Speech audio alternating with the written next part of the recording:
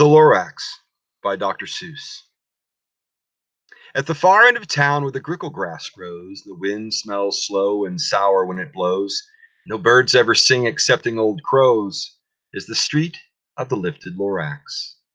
And deep in the grickle grass, some people say, if you look deep enough, you can still see today where the Lorax once stood, just as long as it could, before somebody lifted the Lorax away. What was the Lorax and why was it there? And why was it lifted and taken somewhere from the far end of ground where the grickle grass grows? The old Onceler still lives there. Ask him. He knows. You won't see the Onceler. Don't knock at his door. He stays in his lurkum, cold under the roof, where he makes his own clothes out of myth-muffered moof.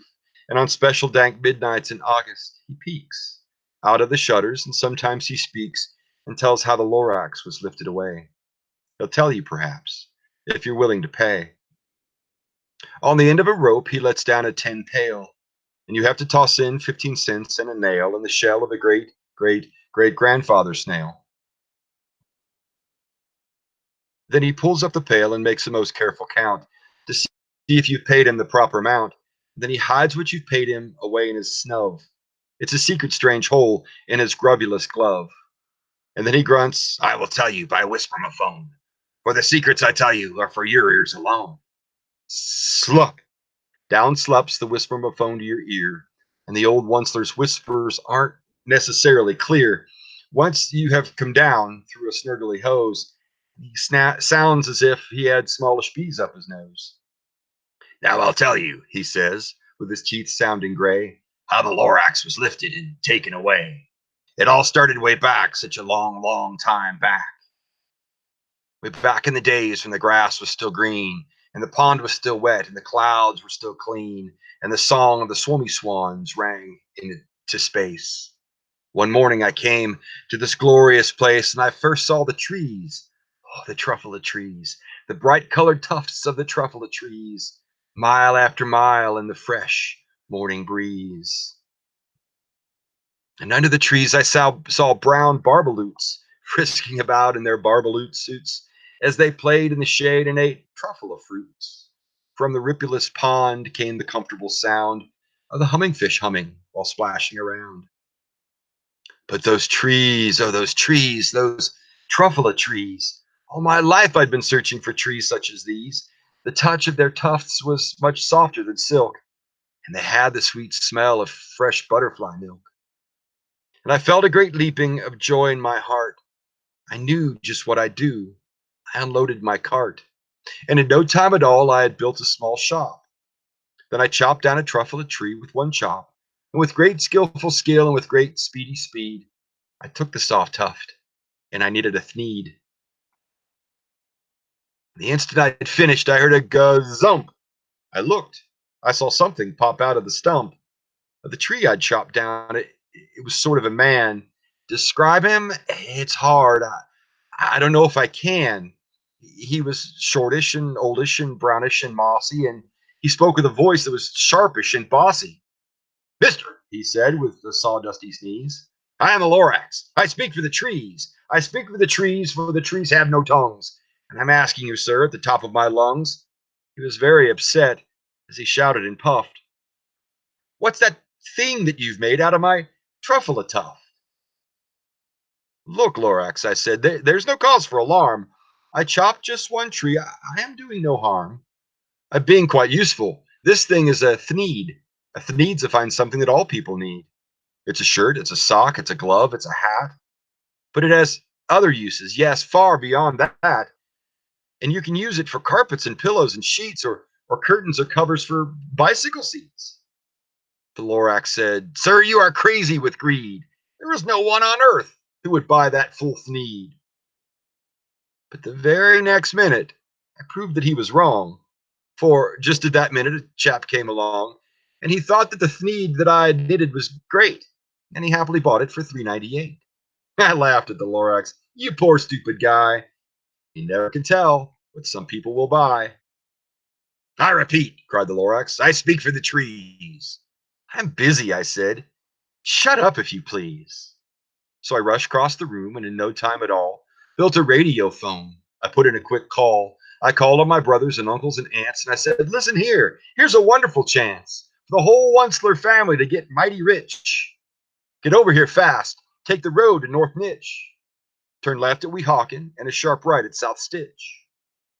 And in no time at all, in the factory I built, the whole Onceler family was working full tilt. We were making thneeds just as busy as bees to the sound of the chopping of truffula trees.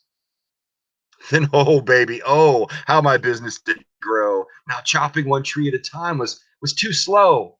So I quickly invented an super axe hacker, which whacked off 4 truffula trees at one smacker. We were making thneeds 4 times as fast as before, and that Lorax, he didn't show up anymore. But the next week he knocked on my new office door, and he snapped, I'm the Lorax, I speak for the trees, which you seem to be chopping it as fast as you please.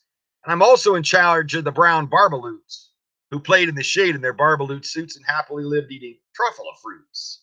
But now, thanks to your hacking my trees to the ground, there's not enough truffula fruit to go round. And my poor barbaloots are all getting the crummies because they have gas and no food in their tummies. They love living here, but I can't let them stay. They have to find food, and I hope that they may. Good luck, boys, he cried, and he sent them away. I, the Onceler, felt sad as I watched them all go, but business is business, and business must grow, regardless of crummies and tummies, you know. I mean no harm. I most truly did not.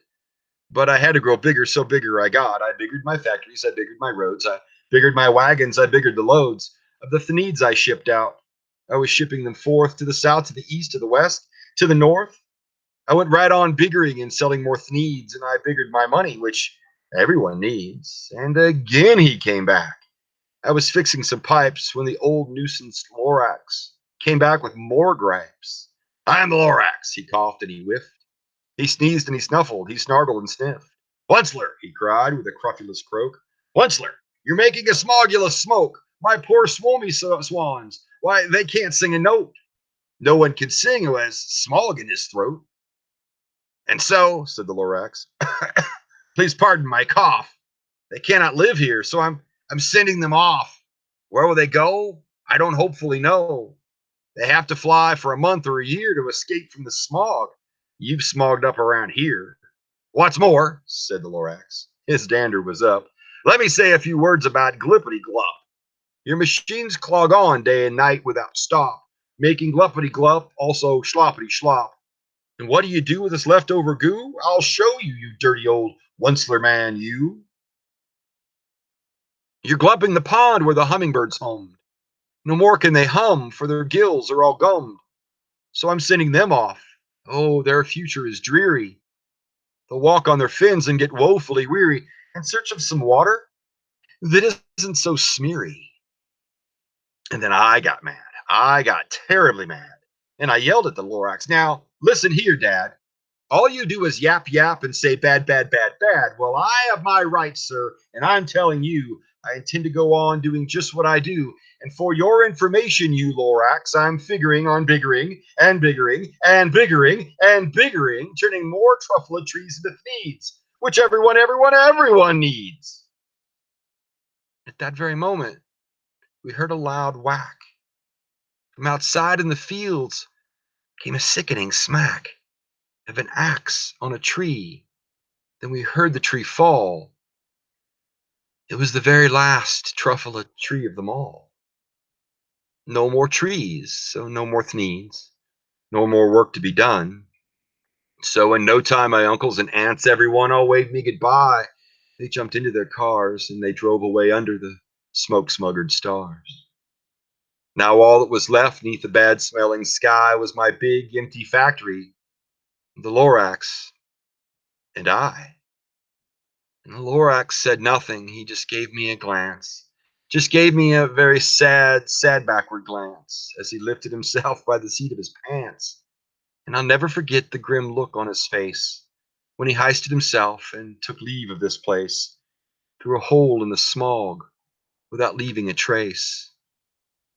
And all that the Lorax left here in this mess was a small pile of rocks and one word, unless, whatever that meant, well, I couldn't guess. And that was a long, long time ago. But each day since that day, I've sat here and worried away.